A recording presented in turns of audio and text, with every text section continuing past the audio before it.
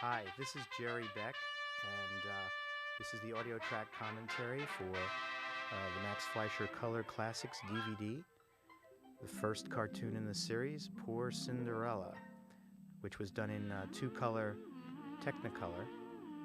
That's why you'll see a lot of green and red and blue. And in fact, you'll notice later on in the film that the prince has blue teeth. It's done in the Cinecolor process, as it says there.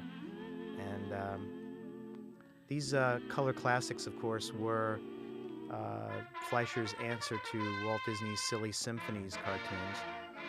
And they tried to, right off the bat, they tried to make a very ornate cartoon, as you can see here.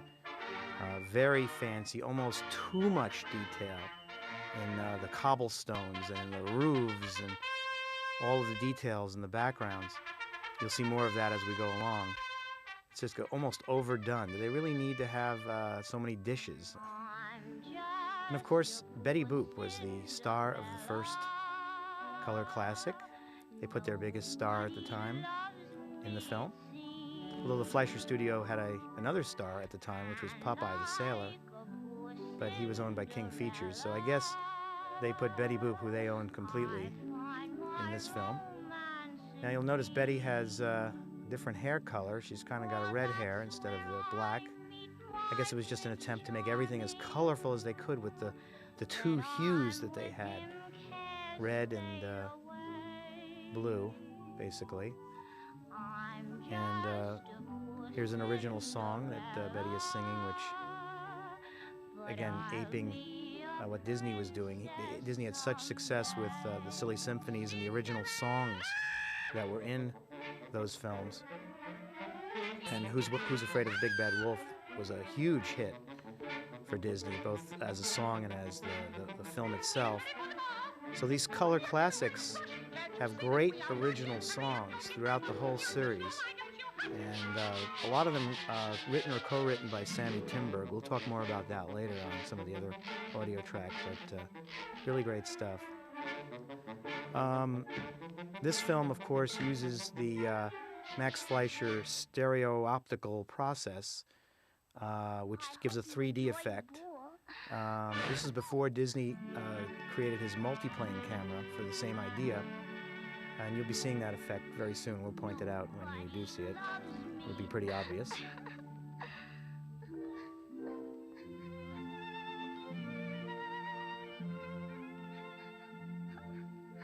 Cinderella, pretty Cinderella, you're unhappy, I can see.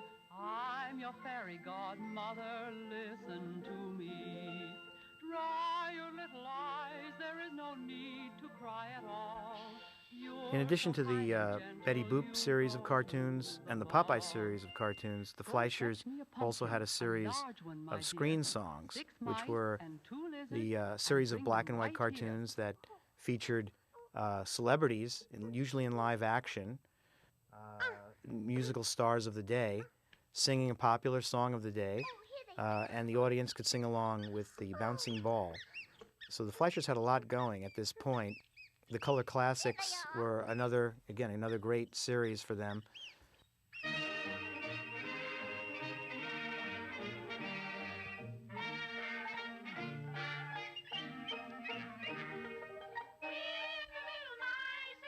Now you're probably listening to Betty's voice. I think to add to the specialness of this cartoon, the Fleischers decided to upgrade Betty Boop's voice. What's wrong with my voice? Oh, what are you doing here?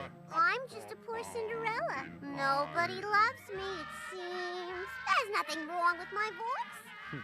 Well, that's great, but Max Fleischer didn't use your real voice in this film, did he? Well, I was too busy with my regular cartoons, like Little Pal, You Won a Spot in My Heart. What about that one? Oh, that's great.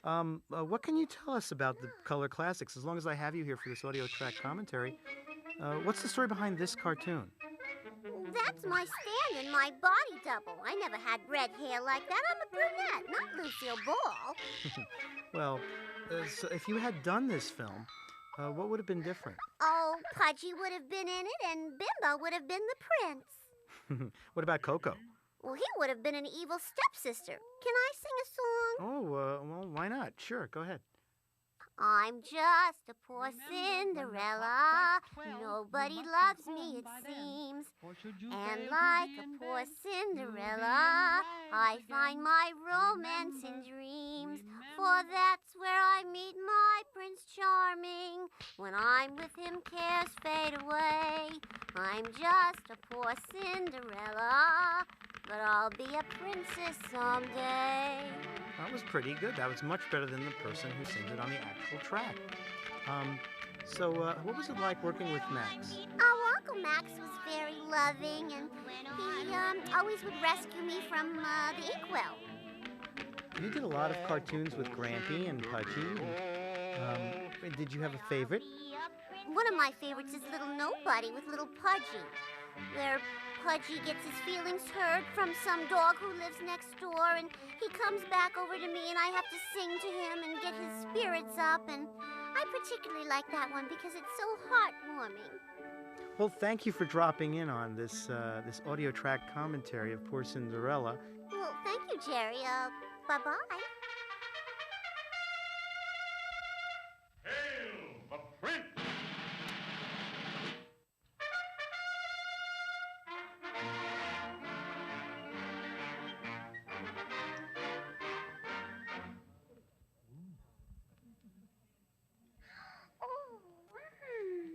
Every shot is just spectacular in this film.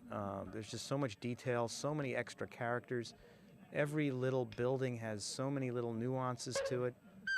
And they just went all out to make particularly this first cartoon, just a spectacular effort. Really, not many of the other ones are this elaborate. Later on, we'll see Somewhere in Dreamland, which was the first one in full 3-strip Technicolor, and that one has a lot of elaborate background settings that I believe done to show off the full color. But this is the most elaborate one of the series.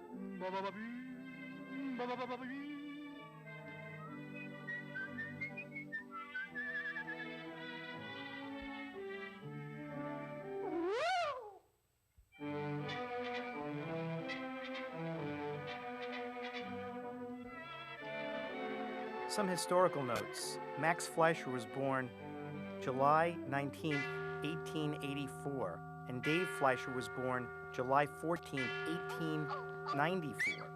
That would make Max Fleischer about 50 years old when he started doing these Color Classics cartoons, and Dave Fleischer was 40 years old at that time.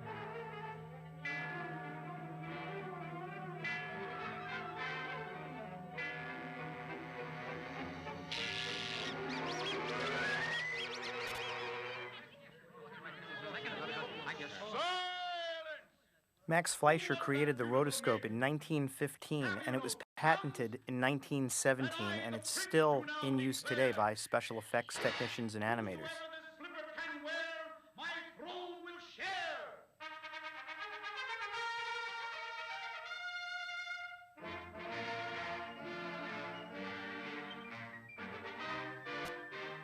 Max Fleischer was a cartoonist, and he became the art editor for Popular Science magazine in 1914.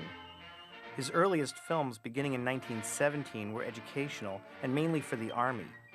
He did one called How to Read an Army Map, and he also did one called The Electric Bell, and they're just extremely simple, really educational, animated films.